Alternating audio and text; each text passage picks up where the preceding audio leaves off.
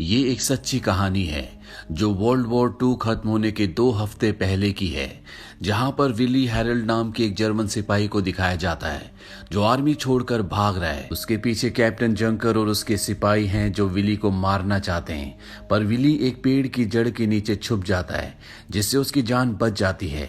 Willie भूखा प्यासा यहाँ से आगे बढ़ता है जहाँ पर उसे एक दूसरा जर्मन सैनिक मिलता है जो उसी की तरह सेना को छोड़कर छुपा हुआ है। दरअसल इस वक्त में जर्मन सैनिकों को समझ में आ चुका है कि वो इस जंग में हार चुके हैं, इसीलिए कई सैनिक सेना को छोड़ चुके हैं और उन्हीं में से ये 2 भी होते हैं। रात को ये दोनों पासी के घर के दड़बे में अंडे चुराने के लिए जाते हैं, पर घर के लोग उठ जाते हैं, इसीलिए विली के साथी को मार देते हैं। दरअसल इस वक्त खाना पैसा हर चीज की कमी होती है, हर कोई एक दूसरे को लूट रहा है, इसीलिए इस वक्त में चोरी करने वाले को, लूटपाट करने वाले को सिर्फ मौत की सजा दी जाती है।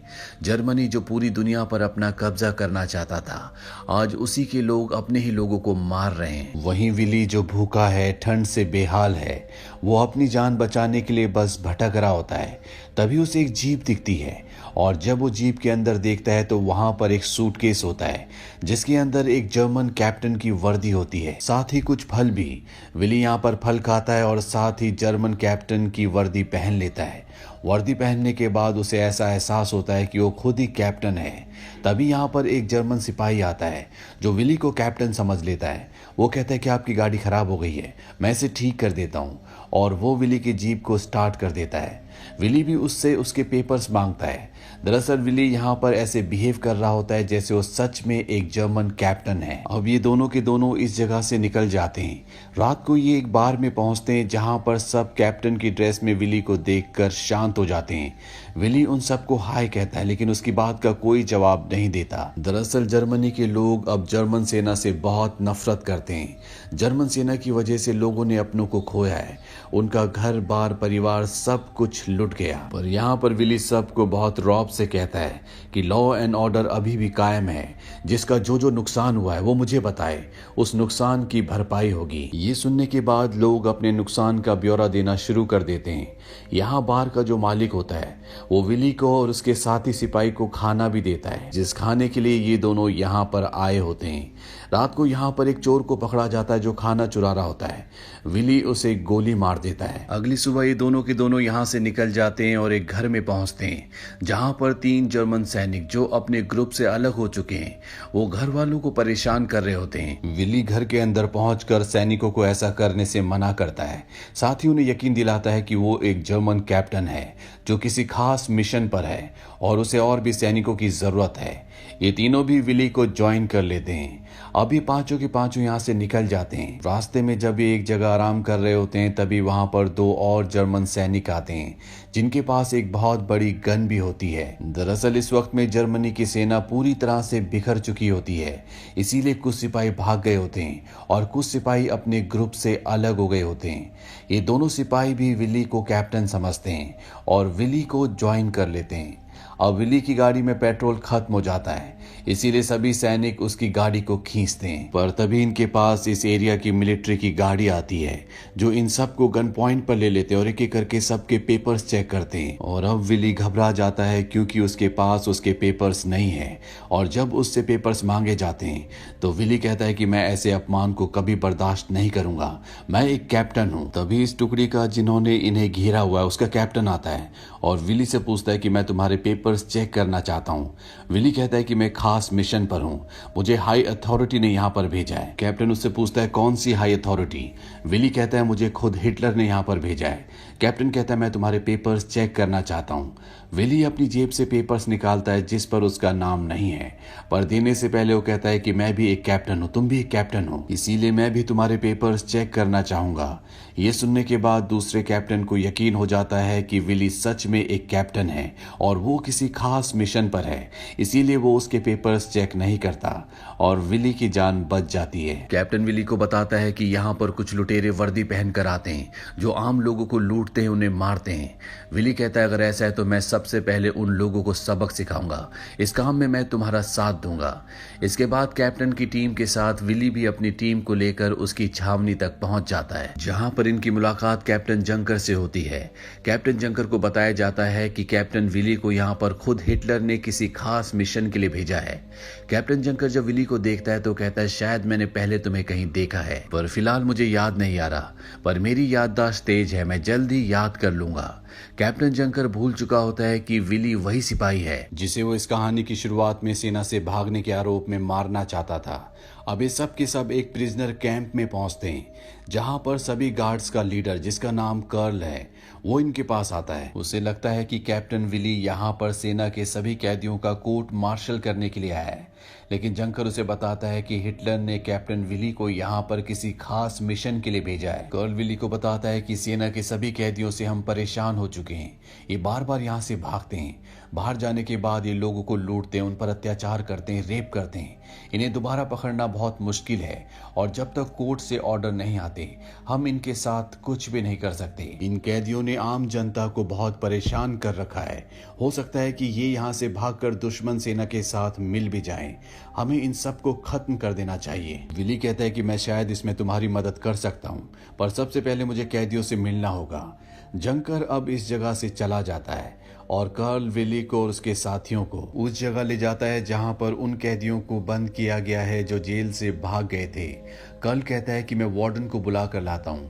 वो वार्डन को बुलाने के लिए चला जाता है।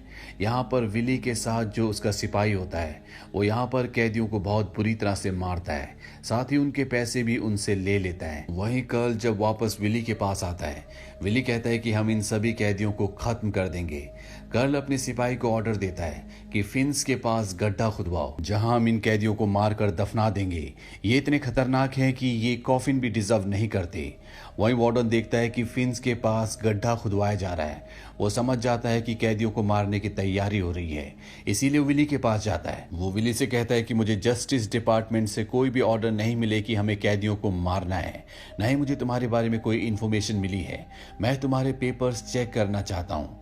विली कहता है कि मुझे खुद हिटलर ने यहाँ पर भेजा है और मेरे पास पूरे अधिकार हैं, मैं जो चाहूँ वो कर सकता हूँ। वार्डन अपने सीनियर को कॉल करता है और वो बताता है कि विली यहाँ पर कैदियों को मार रहा है, उसने पहले 5 कैदियों को मार दिया है। विली भी सीनियर से फोन पर बात करता है। वो कहता है कि जिन 5 कैदियों को मैंने मारा वो सब के सब अपराधी थे। हिटलर ने मुझे खास अधिकार दिए हैं और मैंने उन्हीं अधिकारों का इस्तेमाल किया है। इसके बाद वार्डन को बताया जाता है कि कल तक तुम्हें रुकना होगा, कल मैं खुद वहां पर आकर कैप्टन विली की इंक्वायरी करूंगा। वार्डन विली को कहता है कि कल तक तुम कुछ भी नहीं कर सकते। विली उस जगह से चला जाता है। इसके बाद कर्ल, जिसे विली पर पूरा विश्वास है, वो विली के हर एक फैसले से बहुत खुश है। वो जस्टिस डिपार्टमेंट के एक सीनियर को कॉल करता है और विली के साथ मिलकर उस सीनियर को विश्वास दिलाने में कामयाब हो जाता है कि विली को यहाँ पर हिटलर ने भेजा है और उसके पास खास पावर है। जस्टिस डिपार्टमेंट का वही सीनियर वार्डन को कॉल करता है और कहता है कि विली जो कर रहा है उसे करने दो, उसे हिटलर ने यहाँ पर भेजा है। इसके बाद विली और कमांडर 30 कैदियों को गड्ढे के अंदर भेजते हैं और उन 30 के 30 कैदियों को गोली मार दी जाती है। शाम को एक बार फिर से कैदियों को बाहर लाया जाता है और 30 कैदियों को दोबारा से गड्ढे के अंदर डाला जाता है और 30 और कैदियों को मार दिया जाता है। अब यहाँ पर गड्ढा भरने के लिए दूसरे कैदियों को कहा जाता है, पर वो साफ साफ मना कर देते हैं क्योंकि उन्हें पता है कि ये सब कुछ गलत हो रहा है। वहीं वार्डन को दिखाया जाता है जो इन सब चीजों से बहुत बेचैन होता है। उसे विली पर शक है क्योंकि उसने विली की पैंट देखी होती है जो कि उसके साइज की नहीं होती। वार्डन को पूरा विश्वास है कि विली यहाँ पर जो कुछ कर रहा है वो गैर कानूनी तरीके से कर रहा है। वो अपने सीनियर को कॉल करता है। उसका सीनियर कहता है कि जो कुछ तुम्हें लगता है वो सब कुछ मुझे रिटर्न में चाहिए। वार्डन अपने साथी को कहता है कि मुझे शहर जाना होगा, वैसे भी यहाँ पर मेरे हाथ में कोई भी पावर नहीं है। वार्डन यहाँ से शहर चला जाता है। वहीं विली को दिखाया जाता है जो आज खुश है, इसीलिए वो सबको पार्टी देता है। पार्टी में सब बहुत एंजॉय करते हैं, लेकिन यहाँ पर कुछ लोगों की आपस में लड़ाई हो जाती है। पार्टी खत्म होने के बाद विली जब बाहर आता है तो वो देखता है कि अभी भी कुछ कैदी बचे हुए जिन्हें मारना बाकी है। विली उन सब के हाथ बांध देता है और उन्हें भागने के लिए कहता है। और जब वो भागते हैं तो विली पीछे से गोलियां चलाता है और उन सब को मार देता है। दरअसल विली ने आज जिन 90 कैदियों को मारा होता है वो जर्मन की सेना के वो सैनिक थे जिन्होंने सेना छोड़ दी थी और यहाँ से भागकर वो आम लोगों को लूटते थे, उन्हें परेशान करते थे, साथ ही मासूम लड़कियों की इज्जत के साथ भी खेलते थे। अब रात को यहाँ पर अलाइड की सेना इस कैंप पर हवाई हमला कर देती है जिससे लगभग सभी लोग मारे जाते हैं, पर विली और उसके कुछ साथी बच जाते हैं। बचे हुए साथियों को विली बड़ी बड़ी पोस्ट देता है और ये सब के सब अब शहर आ जाते हैं जहाँ पर विली और उसके साथी शहर में आम लोगों को लूटना शुरू कर देते हैं। वहीं पर एक होटल होता है जहाँ पर ये स्टे करते हैं। विली का एक साथी उसके साथ बदतमीजी करता है जिसे विली मौत की सजा सुनाता है, यानी कि विली ने अपनी खुद की एक अदालत भी बना ली है। अब अगली रात को होटल में आर्मी पुलिस छापा मारती है और विली और उसके सभी साथियों को पकड़ लेती है। इसके बाद विली के ऊपर मुकदमा चलाया जाता है, लेकिन जज विली को कोई सजा नहीं सुनाता। वो कहता है कि विली ने जो कुछ किया वो जर्मनी के लोगों के लिए किया, लेकिन अब उसे फ्रंट में दोबारा से लड़ने के लिए जाना होगा, यानी कि बर्लिन में जहां पर हिटलर है और लगातार अलाइड की सेना उस तरफ बढ़ रही है। पर इससे पहले कि विली को बर्लिन भेजा जाता, विली इस जगह से भाग जाता है और आखिरी बार विली को हमें जंगल की तरफ जाते हुए दिखाया जाता है। इसके बाद हमें बताया जाता है कि 23 मई सन 1945 को विली को ब्रेड चुराते हुए पकड़ लिया गया। वो अपना पेट भरने के लिए संघर्ष कर रहा था। 14 नवंबर सन 1946 को विली और उसके 6 साथियों को फांसी की सजा दे दी गई। विली इस वक्त मात्र 21 साल का था। इस फिल्म में हमें जर्मनी के उस सच को दिखाया गया है जहां पर जर्मनी के आम लोग दुश्मन सेना से नहीं बल्कि खुद अपनी जर्मन सेना से परेशान हैं। वो उनसे नफरत करते हैं। जो आग जर्मनी ने दूसरों के घर पर लगाई थी, अब उसी आग से उनके खुद के हाथ जल रहे हैं। यहाँ पर हर एक जर्मन दूसरे जर्मन का दुश्मन है। तो ये थी पूरी कहानी फिल्म द कैप्टन की।